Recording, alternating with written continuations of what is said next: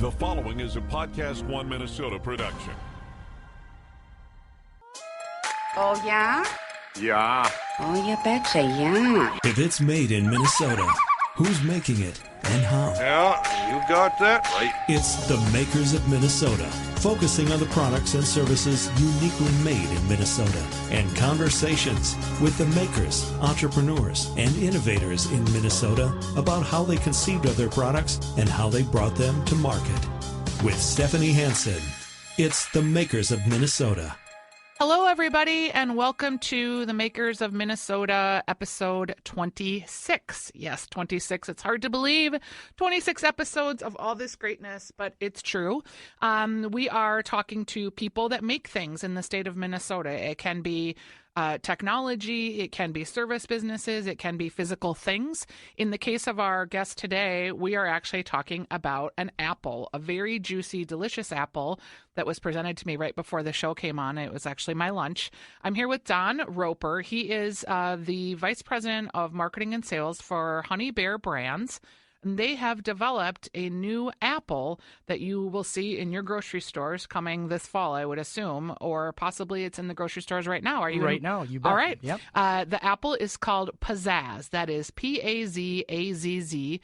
And Apple marketing and the Apple business in the state of Minnesota and in the Twin Cities here has been really interesting with the advent of a lot of new apples that have been appearing over the course of 5 years or so. So I got your email introducing this apple. I was like, yeah, I want to find out about that. I want to find out who makes these apples. How do they get to market? What makes them think that they need to come up with a new apple? So welcome to the program. Well, thank you. Thanks yeah. much. So first of all, Pizzazz. It's already in stores. Can you Correct. describe the apple to me as you would market it? Sure.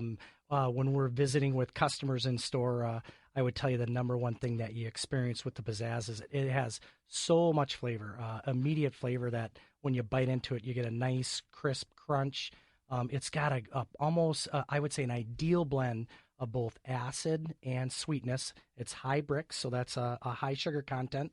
And then it has a fair amount of starch in it, and the starch helps it store real well. So when you bring that apple out during this time, kind of the winter time frame, December, and then sell it all the way through the spring, it's a really strong apple because those starches convert to sugars. You still get a little bit of that acid balance in there, and you just get this nice sweet tang of an apple that just gives you a great experience. When you have an apple that turns mushy, is that because the starch content gets altered or because of temperature? Well, a couple things that drive that. And what I would tell you, probably the most important piece is the texture of the apple. It's the cell structure of that apple. One thing that, a great piece that you see with the Honey Crisp. Why is it always so crispy?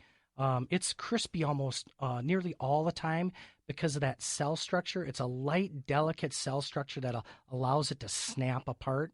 And that's a beautiful piece that you want to get into the apples. Other reasons that apples tend to lose that crispness is that they probably have been on the shelf too long. Sometimes that sugar starch content really starts to wane, so the strength of an apple doesn't go long. There's really an agronomic piece to apples in that there are early apples, there are mid-season apples, and there are late that's late-season interesting. apples. All the apples are typically harvested in that September, October, and early November timeframe. The ones that are harvested really early, that we'd be familiar with here, Paula Red or a Macintosh, they don't tend to stay in the markets real long because they're so early that they don't have the legs to make it later in the season. And that's when you see some of the softer apples at that point in time. Okay.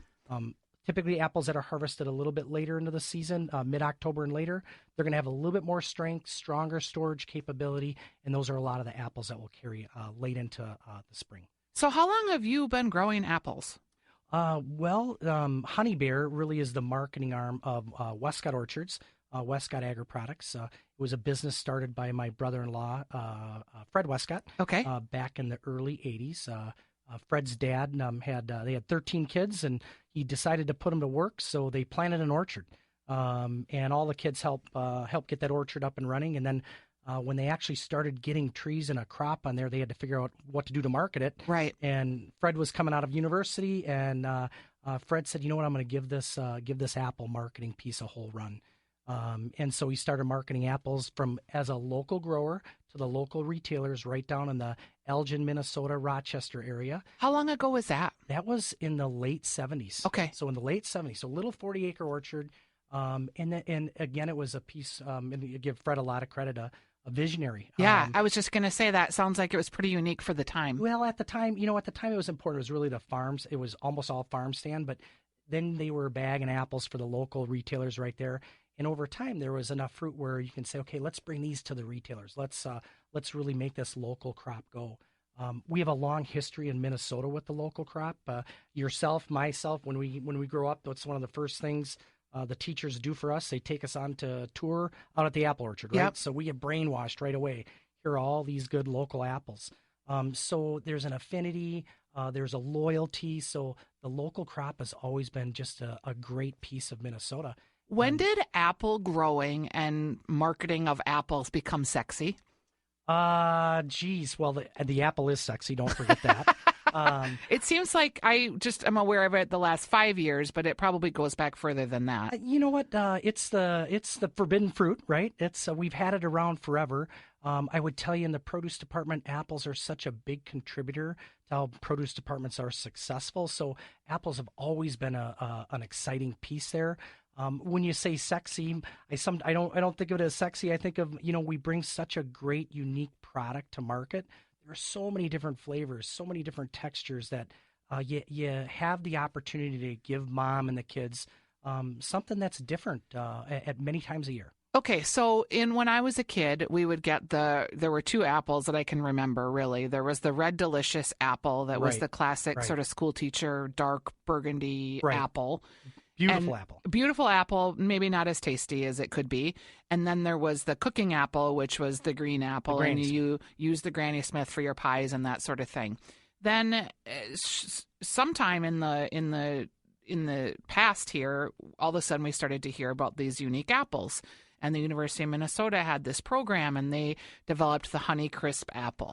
Correct. Was that? Tell me about the Honeycrisp apple and how that changed the apple industry and kind of changed what you guys are doing here Sure. today. And you bet. I think if you go back to when we grew up, it was the Red Delicious, and all the apple programs were really managed out of Washington State. So Washington grew these beautiful-looking Red Delicious. We always talk about the Red Delicious being a beautiful, sexy apple. Yep. It's got those high shoulders, the 5 bumps, and they made it black red, right? It was so red it was black. Yep. It was a great apple for growers and for production because that apple was so red, you didn't see bruises on it. It stored fairly well. Sure. And it could make a whole marketing season of not only 12 months, you can grow that apple and you can eat it 18 months later. So all of a sudden there was all this volume and this variety, Red Delicious, Granny Smith, Goldells, coming out of Washington. And they were the category drivers for Yep. many, many years. But what you saw is when we turned the apple category over to Washington, the local regional varieties that we'd have for 1 or 2 months in the fall, they were great. We wanted them. And then they went back to Washington, and here at Red Del, Granny, we saw them in our schools. We put them on our trays and we throw them away. We never ate them. Yep. Because there was no flavor left to them. It wasn't about flavor. And so the big piece that kind of changed the whole apple industry and happened 15 years ago, you hit it right on the head, was Honeycrisp. Because what they realized is that forever, mom would go into the grocery store. She would buy a bag of apples for $3, a 5-pound bag of apples for $3. She'd take that bag of apples, bring them home, put them in the crisper. The kids would eat 1 or 2 of them. They didn't have good flavor. Yep. They were mealy, and she threw half the bag away. That's what we grew up with. That's Yep. the exact apple we grew up with. So you go right into the mid 80s, and all of a sudden the Honeycrisp comes out. You bring this apple to market, and mom's got to pay almost the same amount of money for 3 apples or 4 apples as she did for a 5-pound bag. She ate one of the apples on the way home. Her son gobbled up the apple on the way home. Dad had an apple, and then she was back at the grocery store 3 days later buying more Honeycrisp. And everyone said, well, why is she doing that? Why is mom doing that? And the really easy reason was flavor. It tasted good. We finally gave them flavor. Right. And we were letting, and what we were seeing with the apple trends at that time, pre-Honeycrisp, is we're seeing consumption go down, and all of a sudden, all these other flavorful produce commodities, non-apples, you name it, just the different varieties, commodities that are in the produce department, started taking share from the apple community. Right. And we didn't want to lose that share, so it really sped up this. How do we bring great products to the produce department? And so much of produce is marketing. Like I think of the clementines, the little halo oranges. So much of that was a marketing campaign. The navel oranges from Florida. Absolutely. So much of that was a marketing campaign. So now we've got this delicious apple, and it was developed by the University of Minnesota, but was it also marketed by them? No, originally, for many years, the University of Minnesota has been a great partner of the Minnesota apple growers. Sure. If you look at Minnesota, we have just a rich history. We're probably the apple snobs of the U.S. Yep. I would tell you that we know our apples as good as anyone. And what happened is that way back when the University of Minnesota started their apple program, and you look at the varieties that we had, they go back to 1910, some of them. And so forever they were developing these varieties that really helped support the Minnesota apple growers. And it helped make our growing practices better. As Minnesota apple growers are the growing community, we were really the petri dish to help them work with these different And to apples. incubate different varieties. Different Sure. ideas, and they brought them to us. They were the experts on helping us grow better and get better yields. When the Honeycrisp came out, and when it was originally found, it kind of sat in dry dock for a while because they didn't know how good it was, and then really the local growers took it on. Very difficult to grow, probably the hardest apple to grow that there is in the whole U.S. Why? Well, the joke on it is what you'll hear my brother-in-law Fred say, it's the apple from hell. It has a lot of attributes to it that make it very difficult to grow. Okay. And so you have to be a good grower. You got to be committed to it. And so it's not an easy apple to grow like a Gala. There's a lot of easy apple varieties to grow. Sure. And so you got to be dedicated to it, and you got to put time and attention to it. But once you grow a good Honeycrisp, my gosh, compare that to a Red Delicious or any variety out there, a Gala. You go, this thing's incredible. So it became worth the time and the effort to grow it. Yeah. It costs a lot more money to grow it. So it probably costs twice as much as it does to grow a Honeycrisp as it does a Gala. It's funny when you got to pay more for it. It's funny when you talk about that, because when I go to the store and I buy an apple, I know the apples that I'm buying are more expensive, but I rationalize it in my head exactly like you said. Like, well, if I'm going to eat it, right, then I may as well spend the money because I'm going to eat it and it's going to be a better product. Right. No, I agree, but it starts to scare you a little bit when you see them priced at $3.99 a pound, and you can buy meat in the meat department at $3.99 a pound. Yeah. So, but no, I think the key thing is people will pay for flavor. So you get these flavorful apples, and Honeycrisp is a wild success, and these local growers are growing the apple, and they're looking for new apples to market. They're looking for new channels. Is there shelf issues in the apple section? I mean, it only is so big, and how many apples can it support? Right. Yeah, nope, you're spot on, and I would tell you, you're asking the number one question the retailers are asking right now. They're looking at, Fred and myself saying, hey, Don, Fred, there are so many new apple varieties coming, guys. How do we manage all this? Because if you back up into the supply chain, they might have, let's say 15, 20 SKUs of apples. There's another 15 or 20 new apple varieties coming. They don't want to carry 30. You just can't do it. So maybe a couple pieces on that. A lot of new apple varieties are coming. You're seeing University of Minnesota put some out. You're seeing private companies like ourselves put some out. You're seeing the state of Washington putting them out. Cornell University putting them out. And that's unique that the private companies in Minnesota are starting to market and create the apples on their own. Yeah. Well, what I would tell you, kind of maybe a hand forced a little bit. Yep. Forever, again, the University of Minnesota has been really our research and development arm for the Minnesota growers. But, as time has evolved, University of Minnesota has also taken a commercialization role as well. So they're creating varieties, and they got to generate revenue for the University of Minnesota. That then those varieties aren't really just made for Minnesota growers.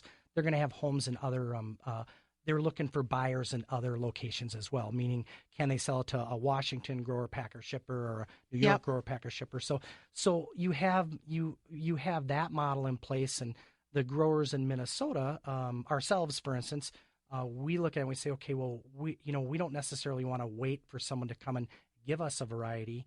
So, we're pretty active. We have our own R&D department, and we've taken tens of thousands of seeds, open pollinated seeds, and have done that testing to find the next new variety. Sure. And the real Thus reason the for that pizzazz. pizzazz is one example of it. River Bell's another. We have probably 10 apples that are almost to that ready to commercialize phase through our R&D program. And what we realize is that we gotta control our own destiny too. Yep. And so how do we do that as a private enterprise and build out programs and products from there? And so if you're a grower, you might be getting apple ideas from the university. You might be getting apple ideas from Honeybear Marketing. Is that correct? Correct. What I would tell you is that our company, Westcott Orchards, we have a collection of about 30 growers in Minnesota and Wisconsin. Okay. And those growers are our grower partners. They're great people, great family farms, as local as it gets. And they've been growing apples for us to sell wholesale to retailers our whole lives. We have 30-year relationships with them. And so those are also growers that we give them. We want to make sure that they're growing pizzazz and some of these other new varieties, because there's an economic advantage to growing some of these new varieties. And we want to make sure that these family farms are sustainable and that they're able to plant crops that at the end of the day give them the grower returns to be in the business, not only today, but for their kids who want to get in the business as well. Let's talk about that for just a second, because so much of being on a farm and farming is predicted by the weather and also things like bees. Right. Do you, as you're doing research and development on an apple, are you thinking about, wow, is this something that bees can easily pollinate or not pollinate, or are bees even pollinating apple trees anymore? I don't even honestly know. Yes, I think they are. Yeah, no, we have to have the bees. So, really good questions.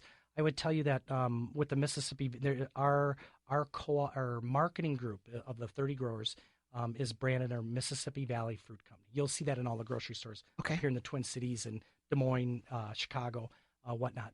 But that group of growers, what we've done is we started a program called True Earth. And the idea of True Earth is, how do we grow our crops with the least amount of pesticides, least amount of environmental impact, least amount of energy? And one of the tenets of what we do in there is, are we building around all of our orchards habitat for bees? Right. And so we do a pollinator study around all the orchards to say, guys, what are we doing, guys and gals, what are we doing each year to make sure we got a good buffer zone for these bees? Because the bees can't live at, just for the flowering of the trees for 2 or 3 weeks. You need to have all the other range of plants, flowers, that help the bees survive. It's a difficult thing to do. Row crop agriculture, the corns, the beans have really taken so much of that environment away from the bees. We still have to bring bees in to help pollinate our apples, and it's a key important piece. But it's something that we're cognizant of. We don't solve it on our own, but at least we're putting a good footprint down to help support that in the future. Yeah, it's so funny how you're very dependent on things like weather. I mean, if you hear a lot of times early freeze in the fall, and then like the apple blossoms are the first thing to freeze, right? Well, okay, couple things. You're a couple at-risk areas, right? The spring, when our blossoms come, is a huge at-risk area. If we get a frost right then, you're basically done for the year. Happened, I think, 3 years ago. We had a really bad frost. This season, after the apples actually were pollinated and they started to grow, we had a very late freeze. It probably knocked off half of our growers lost their crops this year. So you have that risk in the early spring. In the summer, probably the only true risk we have is hail. Yeah. The nice thing about Minnesota is we have really good, Minnesota, Wisconsin, is we have great natural rainfall. We have great soils, healthy soils. If you taste a Honeycrisp from Minnesota versus a Honeycrisp from Washington, I don't want to say there's a night and day difference, but you can definitely tell a difference. That's interesting, because you hear about terroir in terms of wine, in terms of water used in sake. What you're telling me is that the soil is going to make a different tasting apple, even if I'm using the same seeds. Absolutely. Interesting. That's the absolute truth there. Yeah. Your other risk profile comes at the end of the season when you're harvesting, and to your point, it's another freeze. Are you getting the apples off before it freezes? Now you jump out to Washington State, And in Washington State, almost all the apples are grown on the lee side of the mountains, which is really desert land. Mm-hmm. So everything's irrigated. They still have frost concerns because they're on the same parallel we're at. Mm-hmm. But they don't have the hail. They don't have the natural bugs. Rain causes a lot of fungus and bacteria. Yep. So we fight those things that out in Washington they don't fight. So when you look at the productivity of an orchard in Washington, it can be an easy 20, 30, 40% better than the productivity here you see in Minnesota or New York or Michigan. But the apples are better. Our apples are better. Don't Yes. forget it. Don't forget that. Yeah. Okay, so the Pizzazz apple is a new apple for you. Is this, it's a family, started as a family company, and now you're representing 30 different families or 30 different Right. grower operations, essentially. Correct. Is it sexy? I keep using the word sexy because I can't think of a better word. So you go into a grocer and you're trying to market this new apple and you're trying to fight for shelf space. And Yep. how do you do that? Yeah, Do you just have to appeal to the guy who's buying the apples that day? Well, you know what? You're asking all the really hard questions we asked as a team probably 5-6 years ago as we're getting ready to bring the apple out. The reality for us to try to self-market to every mom out there, at the end of the day, mom's the Yep. consumer. Don't pretend I am, right? Mom is the one with the cart that's Yep. making the purchase. But to market to every individual consumer is really difficult. That's Yep. kind of B2C, right? Business to consumer. Yep. We have to market to our retail partners. And so after you build relationships and you have the strength of success of what you do, you have strong enough trust in that retail partner to say, I want to share something with you. I want to show something to you that we think adds value. Now, what was really incumbent upon us is that you can't bring an apple into the marketplace that isn't any good. You can't pretend it's good, it's sexy, if Yep. it's not. You Yep. you can't do it. So and I would tell you out there, of these 15 new varieties, probably 13 and a half of them, they're not any good. And that's a tough statement to say, but what happens is that apple has to be really good. So what we did is we said, well, let's set the bar. If we're not going to be better than Honeycrisp, why are we wasting our time? Right. Honeycrisp had to be better than Gala. Gala had to be better than Red Delicious. Yep. Pizzazz has to be better than a Honeycrisp. So it's it's a tough statement, right? Boy, how can that apple be better? Well, try it is what I would say first. But I thought it was better, to be honest. it's And a- I think the Honeycrisp is a great apple. It's a great apple, and it's saved the Minnesota apple growers. Yep. Knock on wood. It's an important piece, but it saved the Minnesota apple growers. But we have to keep elevating it to that next stage because that's what our retail partners are looking for. So when they sit down and they understand the story too, they understand apples. They understand their category really well. They understand the story. So they say, you know what, we like it. Let's go try that thing. And what we've done, maybe a little bit different than some of the other people. I guess I don't know what the other people are doing, but Sure. how we do it is we've been going right to our retail partners that we've had long-term relationships with. And we said, hey, let's test it together. We don't have to go plant, $2 million worth of orchards to test it. Let's do some small test orchards. Let's get it to the moms that are in your grocery store. So and do you let's do let them try it. sampling? Oh, And we're the king. We're the king of demos. Yep. We've done demos all over America with Pizzazz. We've probably done close to 300-400 demos with Pizzazz from Florida to Toronto to New York to California, literally all over the place. For the main question for the last 3 years, we've been doing that to understand one question: will this apple fly? Because if it isn't going to fly, we don't want to make the investments into the orchards Right. because then, if we make a mistake, we you're could be out of stuck business. with all these Literally out of apples business. no one wants to buy. Right. And I'm assuming people want to buy it. Absolutely correct. It's pretty great. It's a good apple. Yeah. So then what we do is once we identify that good apple and you got a retail partner who's really been kind of sitting with you side by side, they're evaluating it just like we are. Sure. And they're saying, the retailer's saying, hey, will this make a difference on my deck to my consumer? And if they believe it will help drive sales and make a difference for their consumer, they are going to push it as hard as they can. And at the end of the day, the real conduit to the consumer is the retailer. They have the ability to put it in the best spot in the store, build the prettiest displays, price it at the right, a great price to get Yep. in your basket, do an ad with it, promote it. And so they're really the heavy lifters that help make it go. But it's our job to give them a great product that Okay. really wins for them. So we are getting ready to wrap up. I'm here with Don Roper from Honeybear Brands. He's the vice president of marketing, and we're talking about the Pizzazz apple. that you should check out in your grocer. Is there anything people listening to this podcast tend to be sort of entrepreneurial and they like to hear other people's stories? Are there anything you want them to know about Minnesota apples before we wrap up? You know what?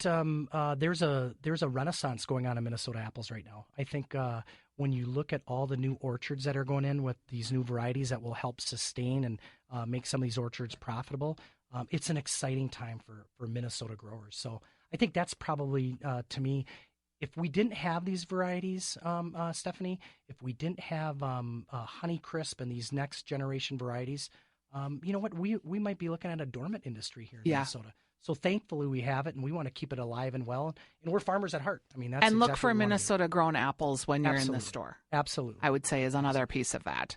All right, and tell your retailers, too, that you appreciate if there's a new apple and you see the guy stocking the fruit section, let them know.